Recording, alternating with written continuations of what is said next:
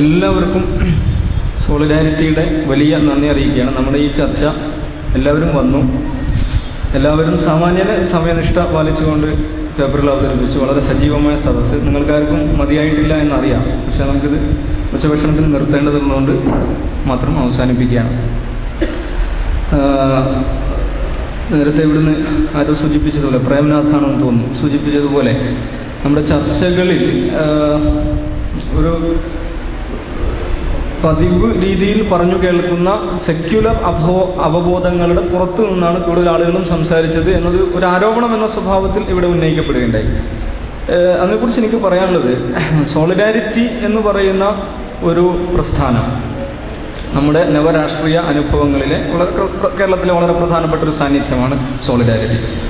സോളിഡാരിറ്റിയുടെ സൈദ്ധാന്തികവും രാഷ്ട്രീയവുമായിട്ടുള്ള പ്രയോഗങ്ങൾ പ്രധാനമായും അടിസ്ഥാനപ്പെടുത്തിയിരിക്കുന്നത് എനിക്ക് തോന്നുന്നു നിശ്ചയമായും ഒരു പോസ്റ്റ് സെക്യുലർ ലോകത്തിൽ തന്നെയായിരിക്കും. സെക്യുലറിസം ആണ് അവസാനത്തെ, സെക്യുലറിസം വിശുദ്ധ പശുവാണെന്നും അതാണ് അവസാനത്തെ വിശുദ്ധ പശു എന്നും വിചാരിച്ചിരുന്ന ഒരു ഘട്ടത്തിനെ മറികടക്കാൻ ശ്രമിക്കുന്ന ഒരു പ്രസ്ഥാനമാണ് സോളിഡാരിറ്റി. അപ്പോൾ അത് സംഘടിപ്പിക്കുന്ന ഒരു ചർച്ചയിൽ അത്തരം ആലോചനകൾക്ക് ഒരു അമിതമായ സ്ഥാനം വന്നുകൂടാൻ ഇടയുണ്ട്. അമിതമെന്ന് നമുക്ക് ആരോപിക്കാവുന്ന ഒരു സ്ഥാനം വന്നുകൂടാൻ ഇടയുണ്ട്.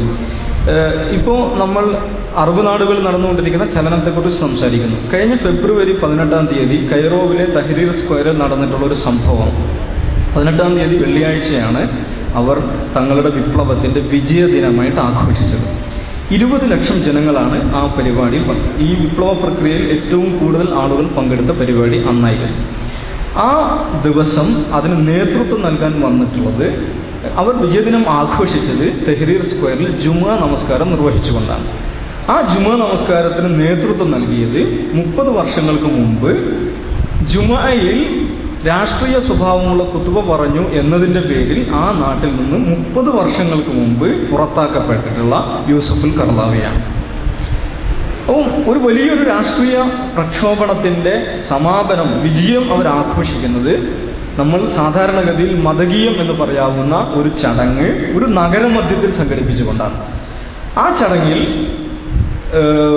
20 ലക്ഷം ജനങ്ങൾ പങ്കെടുത്ത ആ ചടങ്ങിൽ മുസ്ലിങ്ങൾ മാത്രമല്ല, അവിടെ 10% വരുന്ന കോപ്റ്റിക് ക്രിസ്ത്യാനികളും സജീവമായി പങ്കെടുത്തിരുന്നുവെന്നും ഖുർആനോടൊപ്പം തന്നെ അവരുടെ കോപ്റ്റിക്കുകൾ ഉപയോഗിക്കുന്ന ഒരു പ്രത്യേകതരം കുരിശുണ്ട്, ആ കുരിശും അവർ ഉയർത്തിപ്പിടിച്ചിരുന്നു എന്നുള്ളത് ഞാൻ പറയുന്നു. നമ്മൾ സാധാരണഗതിയിൽ ഫ്രഞ്ച് വിപ്ലവത്തെക്കുറിച്ചാണ് കൂടുതൽ സംസാരിക്കാറുള്ളത് കേരളത്തിൻ്റെ ഒരു ഭാവുകത്തിൽ നിന്ന്.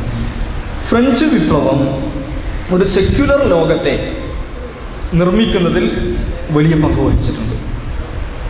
സെക്യുലർ ലോകത്തെ നമ്മൾ ജീവിക്കുന്ന അല്ലെങ്കിൽ ജീവിച്ചിരുന്ന ആധുനിക സെക്യുലർ മോഡേൺ ആയിട്ടുള്ള ലോകത്തെ നിർമ്മിക്കുന്നതിൽ ഫ്രഞ്ച് വിപ്ലവത്തിന് എന്തുമാത്രം പങ്കുവഹിച്ചിട്ടുണ്ടോ, ഫ്രഞ്ച് വിപ്ലവം എന്തുമാത്രം പങ്കുവഹിച്ചിട്ടുണ്ടോ, വരാനിരിക്കുന്ന ഒരു പോസ്റ്റ് സെക്യുലർ ലോകത്തെ നിർമ്മിക്കുന്നതിൽ നിർണായകമായ പങ്കുവഹിച്ച ഒരു സംഭവമാണ് ഈജിപ്ഷ്യൻ വിപ്ലവം, അല്ലെങ്കിൽ അറബ് നാടുകളിൽ നടന്നുകൊണ്ടിരിക്കുന്ന വിപ്ലവം എന്നാണ് ഞാൻ പറയുന്നത്.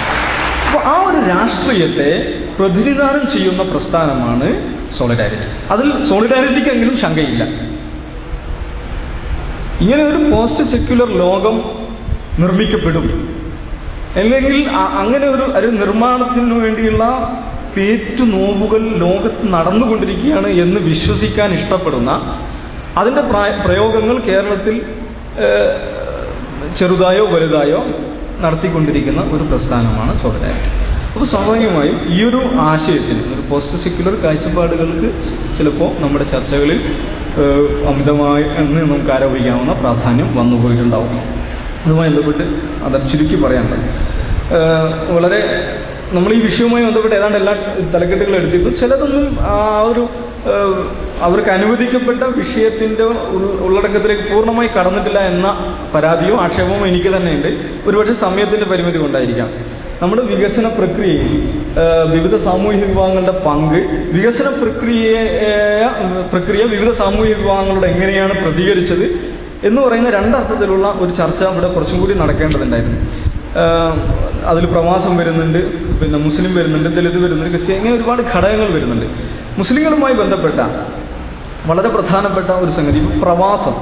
എന്നുള്ളത് ഇവിടെ ഉന്നയിക്കപ്പെട്ട വിഷയം തന്നെയാണ്. എന്തുകൊണ്ട് മുസ്ലിങ്ങൾ ധാരാളമായി പ്രവാസികളായി? നേരത്തെ ഷിഹാബ് സൂചിപ്പിച്ചതുപോലെ നമ്മുടെ കേരള മോഡൽ വികസന പ്രക്രിയയിൽ അവർക്ക് പങ്കാളിത്തം ഇല്ലാതെ പോയി, അല്ലെങ്കിൽ ഞങ്ങൾക്കിതിൽ വിശേഷിച്ച് പങ്കൊന്നുമില്ല, ഞങ്ങളിവിടെ നിന്നിട്ട് കാര്യമില്ല എന്ന് അവർ വിചാരിച്ചതുകൊണ്ട് അവർ മറുവഴികൾ തേടിയതാണ് എന്ന വളരെ ശ്രദ്ധേയമായൊരു നിരീക്ഷണം നിലനിൽക്കുന്നുണ്ട്. അങ്ങനെയല്ല, അവർക്ക് മറുവഴി തേടാൻ പോലും സാധിച്ചത് ഇങ്ങനെ കേരള മോഡൽ ഡെവലപ്മെന്റ് ഉള്ളത് കൊണ്ടാണ് എന്ന് അതിനെ കൗണ്ടർ ചെയ്യുന്ന ഇതുണ്ട്. എന്ത് തന്നെയായാലും ഞാൻ പറയുന്നു, പ്രവാസം എന്നുള്ളത് പ്രത്യേകിച്ച് ഗൾഫ് രാജ്യങ്ങളിലേക്കുണ്ടായ മുസ്ലിങ്ങളുടെ പ്രവാസം വളരെ വലിയ, ഒന്നാമതായും മുസ്ലിങ്ങൾക്ക് ഫിനാൻഷ്യൽ ക്യാപിറ്റൽ ഉണ്ടാക്കി കൊടുത്തിട്ടുണ്ട്. ഒരു ഞാൻ എപ്പോഴും പറയുന്നത്, ഒരു സമൂഹത്തിൻ്റെ സർവൈവലുമായി ബന്ധപ്പെട്ട അല്ലെങ്കിൽ മാന്യമായ നിലനിൽപ്പുമായി ബന്ധപ്പെട്ട വളരെ പ്രധാനപ്പെട്ട 3 അടിസ്ഥാനങ്ങൾ. ഒന്ന് cultural capital, financial capital, political capital. ഈ 3 സംഗതികൾ സന്തുലിതമായി രൂപപ്പെടുത്തുമ്പോൾ ഏതൊരു സമൂഹം സർവൈവ് ചെയ്യുന്നത്. കേരളത്തിലെ മുസ്ലിങ്ങളെ സംബന്ധിച്ചിടത്തോളം അവർക്ക് ഫിനാൻഷ്യൽ ക്യാപിറ്റൽ ഉണ്ടാക്കി കൊടുക്കുന്നതിൽ വളരെ പ്രധാനമായൊരു പങ്ക് ഇത് വഹിച്ചിട്ടുണ്ട്. ഇപ്പോൾ കുറച്ച് വർഷങ്ങൾക്ക് മുമ്പ് മലബാറിലെങ്കിലും വളരെ പ്രധാനപ്പെട്ട മലബാറിലെ ഗ്രാമങ്ങളിൽ ചെറുപ്പക്കാർക്ക് പ്രധാനപ്പെട്ട ഒരു തൊഴിൽ എന്താണെന്ന് ചോദിച്ചാൽ പിന്നെ ഹവാല പണം ബൈക്കൊക്കെ ആയിട്ട് ഇങ്ങനെ അരയിൽ വെച്ച്, അത് നമുക്ക് ഹവാലക്കാരനെ കണ്ടാൽ തന്നെ മനസ്സിലാവും. എങ്ങനെയാണ് ഹവാല ഡിസ്ട്രിബ്യൂഷൻ ഉണ്ടാകുന്നത്? ഇപ്പം ഇവിടുത്തെ വികസന പ്രക്രിയയിൽ പങ്കില്ലാതെ വന്ന് വികസന പ്രക്രിയയിൽ പങ്കില്ലാതെ വന്നിട്ട് അവർ ഒരു മറുവഴി തേടുന്നു, അങ്ങനെ പണം ഉണ്ടാകുന്നു. അതിങ്ങോട്ട് അയക്കാൻ പോലും ഭരണകൂടം അതിന് വലിയ റെസ്ട്രിക്ഷൻ വെക്കുമ്പോൾ ഒരു ഗറില്ല ഫിനാൻഷ്യൽ ആക്ടിവിറ്റി എന്നുള്ള നിലയിലാണ് ഹവാല ഇത് വരുന്നത്.